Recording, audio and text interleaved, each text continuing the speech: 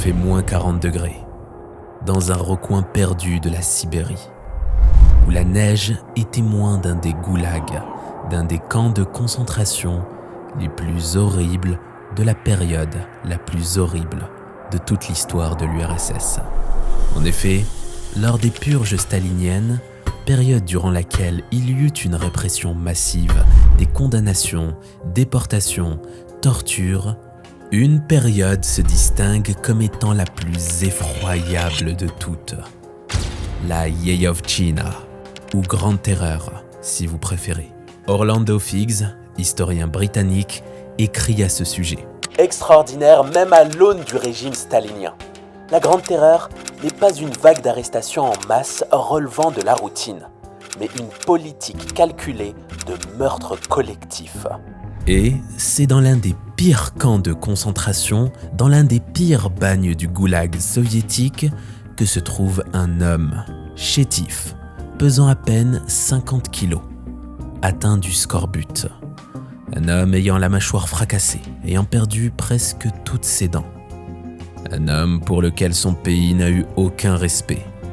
Mais pourtant, un homme dont l'ironie du sort fera de lui celui qui a fait la grandeur de l'URSS jusqu'à même l'amener à toucher les étoiles.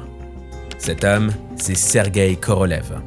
Aujourd'hui, on se penche sur son histoire. Si vous appréciez notre contenu, n'hésitez pas à nous soutenir par un like et un abonnement. Et sans plus perdre de temps, commençons. Sergueï Korolev naît le 30 décembre 1906 à Jitomir, actuelle Ukraine, mais à l'époque faisant partie de l'Empire russe. Il est donc de nationalité soviétique. Né d'un mariage arrangé, témoin de nombreuses disputes, il vit une enfance plutôt difficile, marquée par la pauvreté. 3 ans après sa naissance, ses parents se séparent et son père abandonne le foyer familial, laissant Korolev et sa mère seuls. Ainsi, sa mère lui annoncera que son père est mort et qu'il ne reviendra pas.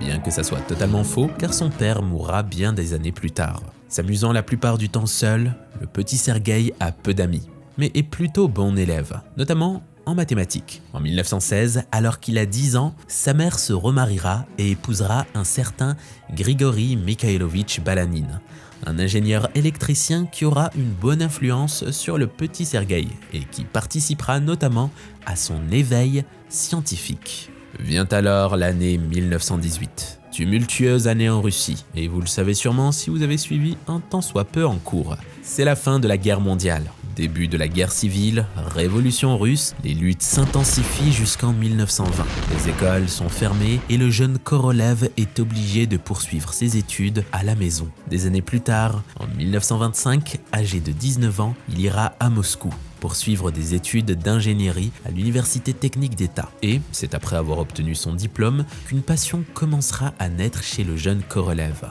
celle de l'aviation. Il rejoindra donc un bureau d'études dirigé par Paul-Aimé Richard, un constructeur français d'avions. Il travaillera notamment au sein de ce bureau d'études sur la conception d'un aéronef et travaillera avec les plus grands noms du domaine, comme Andrei Tupolev, qui appréciera énormément le travail de Korolev et le nommera comme ingénieur principal de son bombardier lourd TB3. On n'a pas plus de détails à ce sujet, si ce n'est les photos que vous pouvez voir à l'écran de Korolev dans le cockpit de son planeur. Mais au-delà de ça, il est clair que Korolev manifeste un génie et un étonnant talent de concepteur. À cette époque, il l'avait compris. Il était né pour toucher le ciel.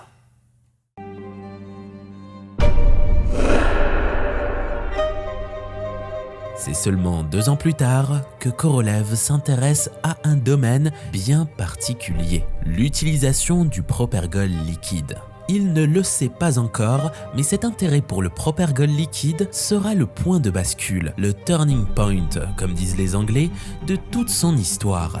Et il sera également la mère de tous ses soucis. Le propergol liquide, c'est un type de carburant chimique utilisé dans les moteurs à combustion. Ce qui fait la spécificité de ce type de carburant, c'est qu'il n'est pas utilisé seul, mais plutôt en duo, avec un carburant d'un côté et un comburant de l'autre. Le carburant peut être de l'hydrogène liquide, du kérosène raffiné, etc. Et le comburant, c'est généralement de l'oxygène liquide ou du peroxyde d'azote. Ils sont stockés dans des réservoirs distincts et lorsqu'ils rentrent en contact, ils se mélangent, s'enflamment et produisent une énorme poussée. Je passe les détails, c'est beaucoup plus compliqué que ça. J'ai notamment omis de parler de la chambre de combustion et autres. Mais en gros, le propergol liquide, c'est un type de carburant qui permet de générer une énorme poussée, qui sera par exemple très utile dans les fusées. Et je dis ça, je dis rien. Bref, Korolev s'intéresse donc à l'utilisation du propergol liquide et il cherche à utiliser cette technologie pour la propulsion d'avions. C'est là qu'il sera approché, lui, ainsi que d'autres scientifiques de renom, par l'Ozoviakim, une association paramilitaire qui va donc contacter plusieurs scientifiques qui s'intéressent à cette technologie pour créer en 1931 le GIRD, un groupe de scientifiques qui vont travailler justement sur la propulsion par réaction. Le GIRD, c'est tout simplement l'acronyme de Grupa Izocienia Reaktivnego Dvigienia, ce qui veut dire groupe d'études de la propulsion par réaction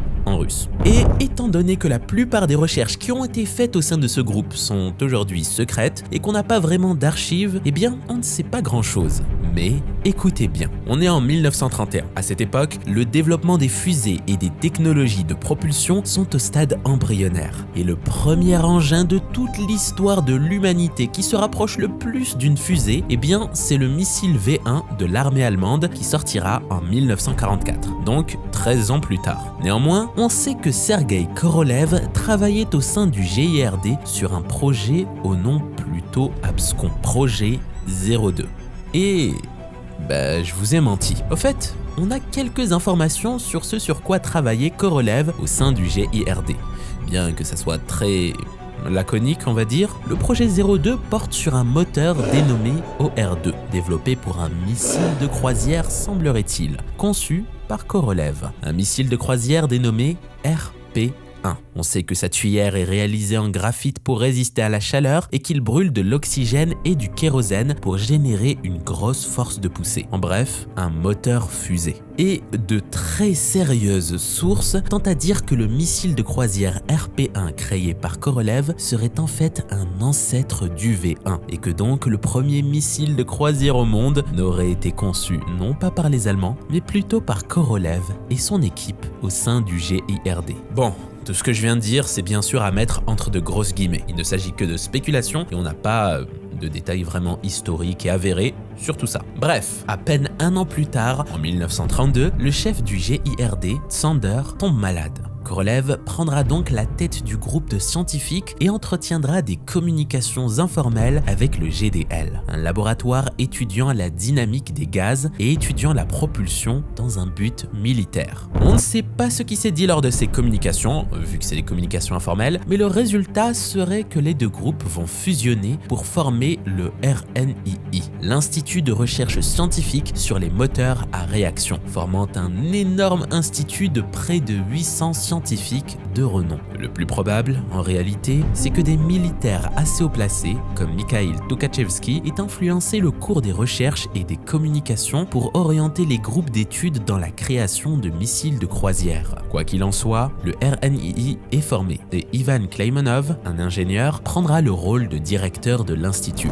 Korolev deviendra son adjoint. Korolev travaillera notamment sur un missile de croisière, le projet 212, ainsi que sur un avion-fusée. Oui, je vous l'avais dit, comme c'est des projets la plupart du temps secrets, on n'a pas plus de détails. Bref, tout ce qu'on sait, c'est que Korolev, lui, ne veut pas faire de missiles ou d'avions-fusées pour tuer des gens. Lui, c'est un scientifique, il rêve du ciel, des étoiles et de l'espace. Ces divergences vont lui valoir d'être écarté du rôle d'adjoint, et il sera remplacé par Georgi Langmak. Et c'est sans doute ça qui lui sauvera la vie. Car on arrive en 1937.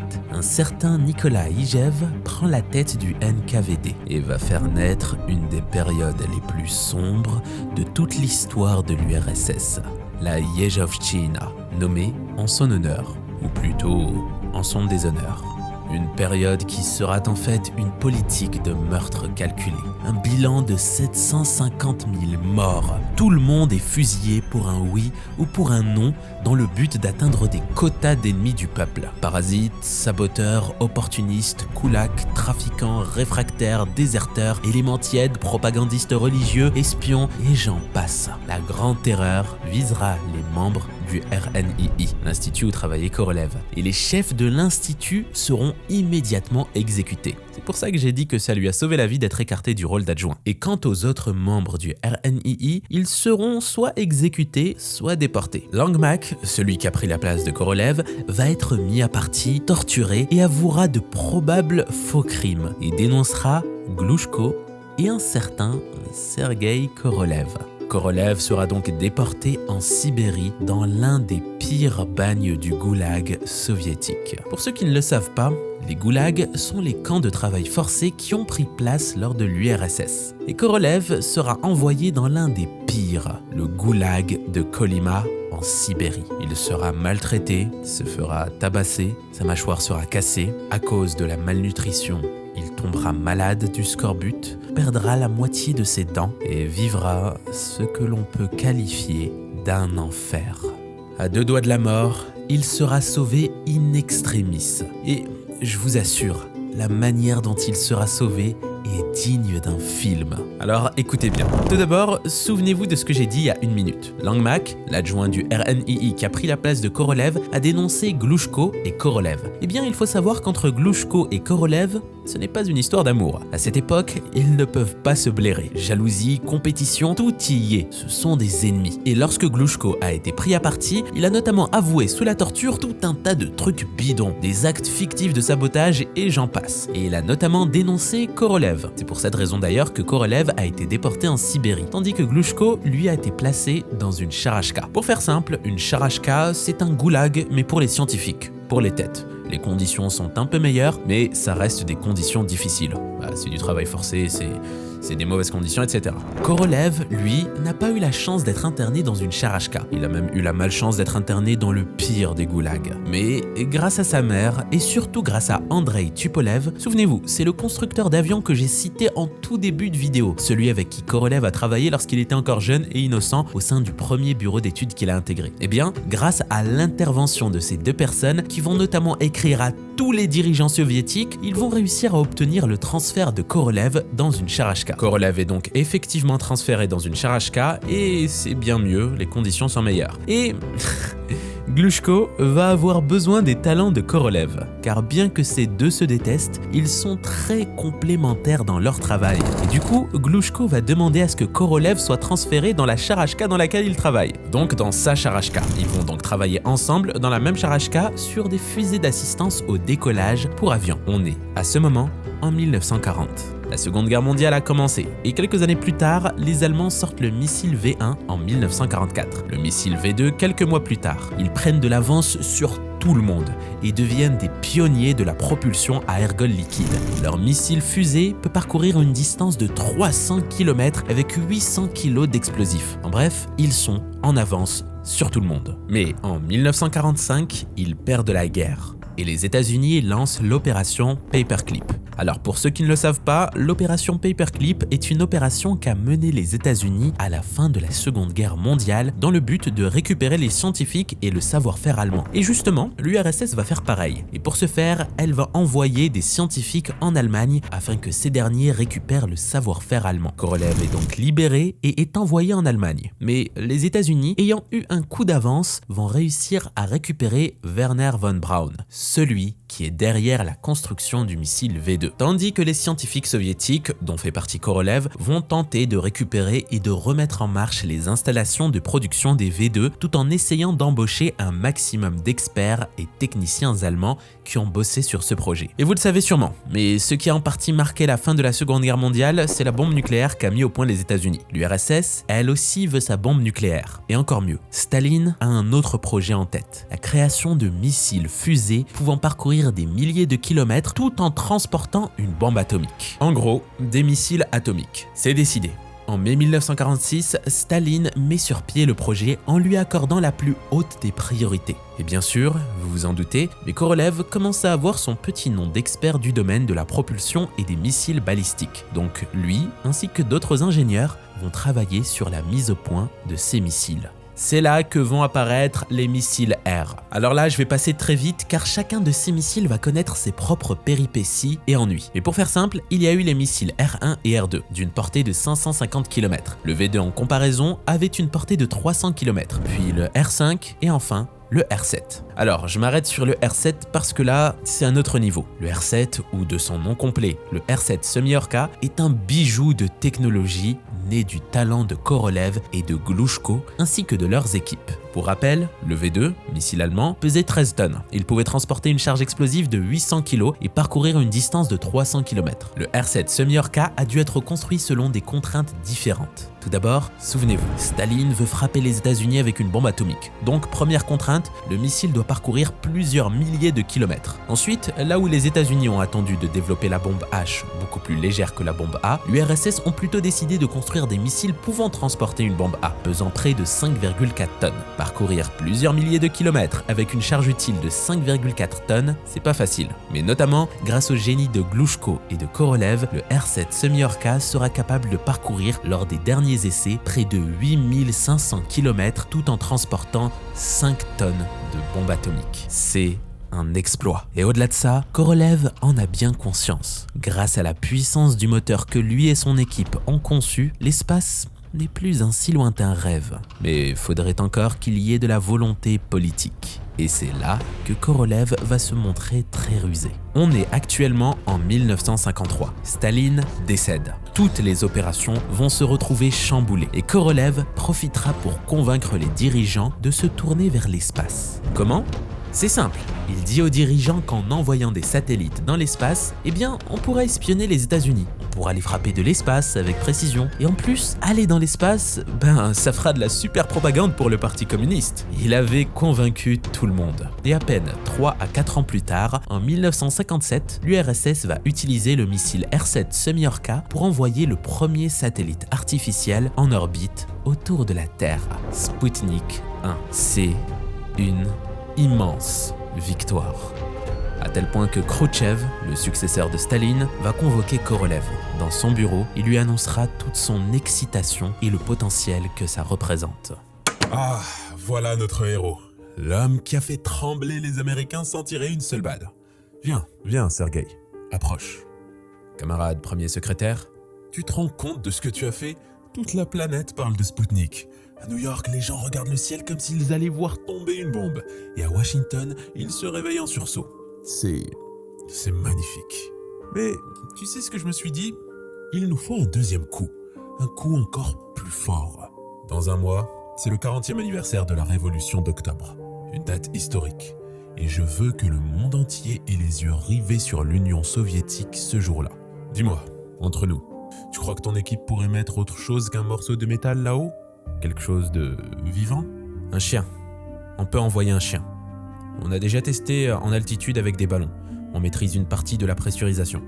Ce serait faisable à condition d'avoir carte blanche sur la logistique. Parfait. Tu l'auras ta carte blanche. Tu auras les hommes, les matériaux, les trains, les autorisations, tout. Mais une seule chose compte, Sergueï. Le 7 novembre, la bête doit être là-haut. C'est impératif. Un satellite, c'est bien. Mais un être vivant, ça, c'est le socialisme qui respire. Tu comprends ? Je comprends. Alors fais-le. Et donne-lui un nom que les enfants retiendront.